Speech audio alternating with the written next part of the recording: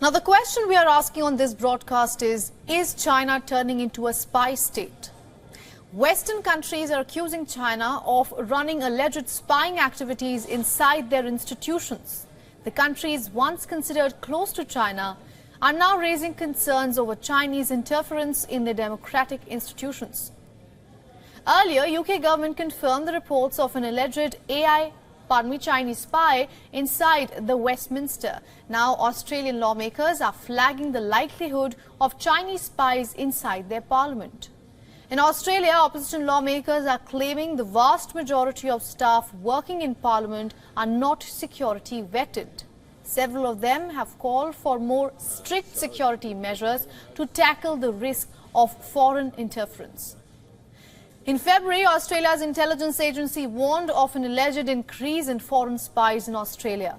The agency claimed that these spies are looking for sensitive government information. In April, a man appeared in an Australian court. The businessman is facing charges of espionage.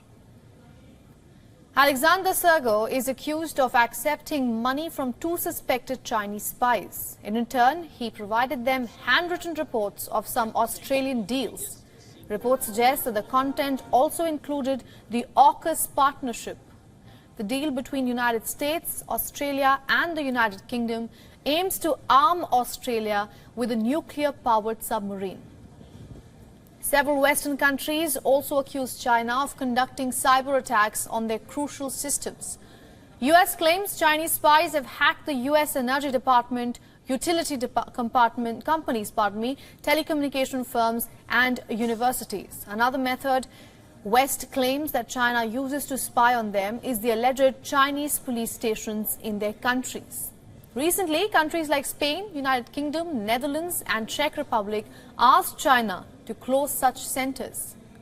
The Chinese spy claim was at its peak when United States shot down an alleged Chinese balloon over its airspace. China maintains the balloon was a weather monitor and not a spy device.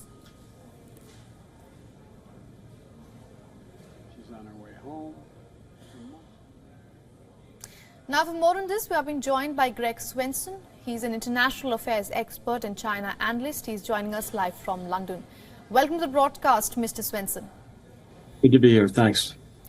Now, earlier, UK confirmed reports of an alleged Chinese spy inside the parliament, and now we are hearing that Australian lawmakers are flagging the likelihood of Chinese spies inside their parliament. What do you make of these claims? Yeah, I don't think it should be a shock to anybody. You saw how the Chinese, infiltrated the U.S. You mentioned the illegal police stations to monitor Chinese nationals and American citizens, but also, the Confucius Institutes at American universities, and then the blatant spying by the alleged weather balloon. And it's interesting that it's now, surfacing in the U.K. and Australia. It's still early stage. There's not a lot of detail about the UK incident, for example. It was exposed privately or quietly in the spring. And of course, the person that was working in the government as a China analyst hasn't really been heard from. He's gone completely underground since then. But so it's still early stages, but it's been very obvious in the U.S. for years. A Chinese spy named Christine Fang, also known as Fang Fang, infiltrated a Democratic congressman in California, Eric Swalwell, allegedly had affairs. She was a mistress to several Midwestern mayors, allegedly, and also tied very, very closely to Eric Swalwell, raised money for him on his political campaigns, as well as working in his office. So these are really troubling. And by the way, when the FBI announced that they were investigating her, she disappeared and moved back to China and hasn't been heard from since. So, these are quite obvious, and I don't think it should be a shock to anybody that we're starting to see incidents here in the UK as well as well as in Australia. Right. It's interesting that you say it shouldn't shock anybody, because you're right, Beijing has a reputation of befriending countries on the surface at least, but playing tricks under the table. How do you think one should read into this duality by China? Well, I think it just shows you the sheer confidence that they have, to fly that balloon over U.S. airspace to blatantly produce these vehicles, these institutions in the U.S. and now blatantly doing it in potentially in the UK. So it just shows that they're in many ways really cocky, really overconfident about how they handle it. Look, Western nations spy on China as well. I mean, that shouldn't be a surprise either.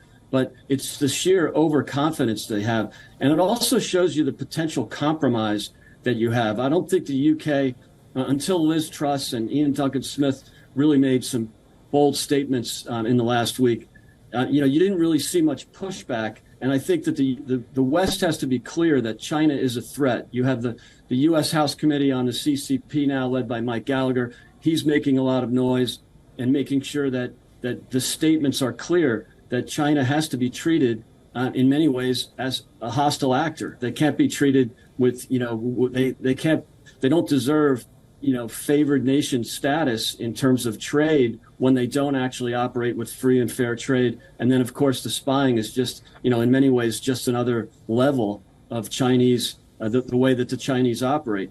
It's also concerning that some of the institutions in the U.S. might be compromised. You saw that President Biden really didn't push back against the balloon. He waited till it was over the Atlantic to shoot it down and allowed them to spy over U.S. military installations. Why is that? Why was he sending cabinet ministers or cabinet secretaries to China in really, in many ways at the call of Xi and he sent Anthony Blinken, Janet Yellen, Secretary of Commerce Raimondo.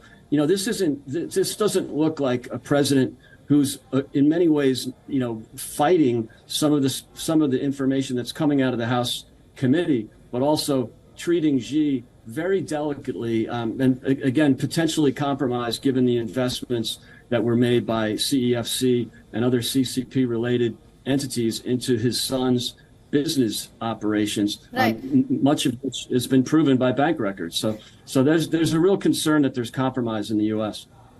All right, Mr. Swenson, very quickly, you briefly mentioned there that it shouldn't come as a shock. Even U.S. might be spying on China. For the U.S. to understand it, is it common for governments to spy on other governments? Of course, yes, and I don't think anyone should be surprised. And I'm sure that the UK and the US and Australia have assets in China. That's just statecraft, and I don't think anyone should be surprised. But it's the sheer confidence that China is expressing and the lack of pushback from the administrations, both in the UK and the US. I think you're starting to see some pushback in the UK. I mentioned some of the comments from former Prime Minister Liz Truss and former party leader Ian Duncan Smith. You're seeing it in the U.S. You're seeing that from the House committee, which is refreshing. Right. But I think that you need to see more of it from the administration. All right, Mr. Greg Swenson, thank you so much for speaking with us. As always, it was a pleasure speaking to you. Thank you. Thanks for having me.